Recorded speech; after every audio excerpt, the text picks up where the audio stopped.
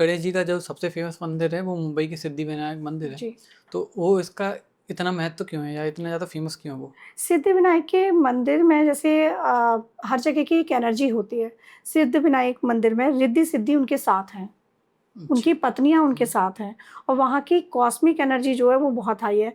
और सिद्धिविनायक मंदिर में अगर आपने 11 बार जाकर लगातार 11 दिन आप वहाँ चले गए, तो आपका जो भी काम है, वो बन जाएगा, जो भी मनोकामना है। लेकिन जाना आपको लगातार 11 दिन है, टाइम भी सेम ही रखना है। समय की पाबंदी भी बहुत ज़रूरी है। जैसे कई बार क्या होता है कि ये मैंने किसी को बताया, अब उन्होंने क्या करा, कभी वो सुबह चले गए, कभी वो शाम को चले गए या कभी वो 4 बजे चले गए, कभी वो 5 बजे। समय की पाबंदी बहुत ज़रूरी है। एक समय पर जाओ, एक निश्चित समय जो भी आपको सूट कर रहा है, मॉर्निंग का या इवनिंग का, उस समय जाओ लेकिन निश्चित समय पर जाओ। 11 दिन तक लगातार जाओ, 11 दूर्वा 11 दिन तक लगातार चढ़ानी है वहाँ आपको। लेकिन वहाँ तो चढ़ाने को नहीं मिलती ना? नहीं, आप पंडित जी को बोलो, चाहे उसके लिए देखो वो मैं उस फ़ेवर में नहीं हूँ कि आप वीआईपी वाले दर्शन और उन सब में, बिल्कुल फ़ेवर में नहीं हूँ। लेकिन आप पंडित जी से पहले बात करो, उसके लिए अगर कुछ देना पड़ रहा है दो, दूर्वा चढ़ाओ। ठीक। उनसे उनसे बोल के चढ़वाओ। कोशिश करो कि वहाँ 11 दूर्वा आप चढ़ाओ और ऐसा करने से ना लाइफ़ में जो भी प्रॉब्लम आ रही हैं, वो दूर होती हैं। अब वो सिद्धिविनायक के मंदिर में अंदर नहीं बैठ सकते आप, लेकिन आप मंदिर के बाहर कहीं भी बैठ के गणेश अथर्वशीष का पाठ करो। गणेश चतुर्थी। ऐसा करने से जो भी प्रॉब्लम्स हैं वो दूर होंगी। और अथर्वशीष पर एक मैं लोगों के लिए बताना चाहती हूँ, गणपति बप्पा के जो 10 दिन हैं, उन 10 दिनों में एक अनुष्ठान कर सकते हैं। आपकी शादी नहीं हो रही है, वो लोग कर सकते हैं, जिनकी संतान नहीं है वो लोग कर सकते हैं। कोई भी मनोकामना, कोई भी परेशानी के लिए या जिनका केतु चार्ट में बहुत प्रॉब्लम कर रहा है या जिनकी केतु की महादशा चल रही है, वो सब लोग ये उपाय कर सकते हैं। करना क्या है, आप संकल्प लेंगे गणेश चतुर्थी वाले दिन कि मैं 1000 गणेश अथर्वशीष के पाठ करूँगा या करूँगी और पीपल के वृक्ष के नीचे जाके बैठेंगी एक निश्चित समय में। कोशिश ये रहनी चाहिए कि सुबह का समय हो, शाम का समय रात्रि ना हो, फिर जी। प्रदोष काल हो जाए, रात्रि ना हो। आप जाइएगा, वहाँ बैठिएगा और वहाँ बैठ के डेली के आपके 100 पाठ हैं। जब 1000 करने हैं 10 डेज़ में, तो 100 डेली के हो गए। वहाँ बैठ के आप कीजिएगा, जो भी परेशानियाँ या जो भी मनोकामनाएँ आपकी पूर्ण होगी। आप अनुष्ठान तौर पे इसको कीजिएगा। फिर जब आपका ये पूर्ण हो जाए, तब आप अपने ही घर पे इसका दशांश कर दीजिएगा, हवन, किसी भी पंडित जी को बुला के। आपको हर मनोकामना से पूर्ति मिलेगी। जो भी जिनकी लाइफ़ में बहुत प्रॉब्लम आ रही है, तो वो इसी गणेश चतुर्थी से पूरी साल के गणपति जी के फास्ट भी रख सकते हैं, किसी भी मनोकामना पूर्ति के लिए। ये मेरे खुद निजी जीवन में आज मुझे 7-8 साल हो गए करते हुए, इस फास्ट को मैं करती हूँ। आप रखिएगा, कृष्ण पक्ष की चतुर्थी का, गणपति जी का, संकष्टी बोलते हैं उसको, आप व्रत कीजिएगा और गणेश अथर्वशीष का पाठ कीजिएगा। उसमें दिया हुआ है कि आप धान की खीलों से करते हैं तो आप लक्ष्मीवान बनते हैं, आप घास के अंकुर से करते हैं, अथर्वशीष में है पीछे ये, तो आपको धन धान्य की, जैसे खील से बताया मैंने, धन धान्य की होगी, घास के अंकुर से करते हैं आप यशवान बनेंगे, बुद्धिमान बनेंगे। तो इस तरह से अलग-अलग उसमें प्रोसेस भी बताए गए हैं कि आप हवन कैसे कर सकते हैं।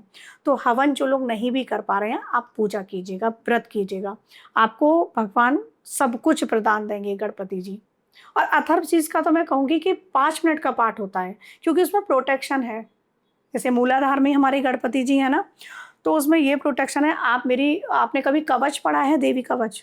नहीं, कभी नहीं। देवी कवच में जिन लोगों ने व्यूअर्स देख रहे होंगे, पढ़ा होगा कि मेरी आगे से जया देवी करें, पीछे से विजया देवी करें, ललिता देवी मेरे हृदय की रक्षा करें। इस तरह से उसमें हर देवी का ये बताया, ये देवी मेरे इस अंग की प्रोटेक्शन करें। ऐसे ही अथर्वशीष में है कि आप साक्षात हैं, आप ही कर्ता हैं, सब कुछ गणपति जी को माना है, राइट? और उसी में एक बीज मंत्र भी है, उसमें एक मंत्र भी है अथर्वशीष में, ओम एकदंताय विद्महे, इस तरह से है वो मंत्र।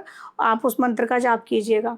आप उस मंत्र को किसी भी मनोकामना सिद्धि के लिए कर सकते हैं। और अथर्वशीष का आप डेली पाठ करेंगे ना, आपकी बॉडी प्रोटेक्ट होगी, आपका मूलाधार एक्टिवेट होगा। जिस मूलाधार को एक्टिवेट करने की हम बात कर रहे थे ना, उस जिन लोगों को वो पाठ याद है, जैसे मुझे याद है, तो मैं उसको फिर सांसों के माध्यम से मेडिटेशन में करती हूँ। बोलने की भी ज़रूरत नहीं है। फ़ील करो, अंदर ही अंदर पूरा पाठ बोलते रहो और फ़ील करो।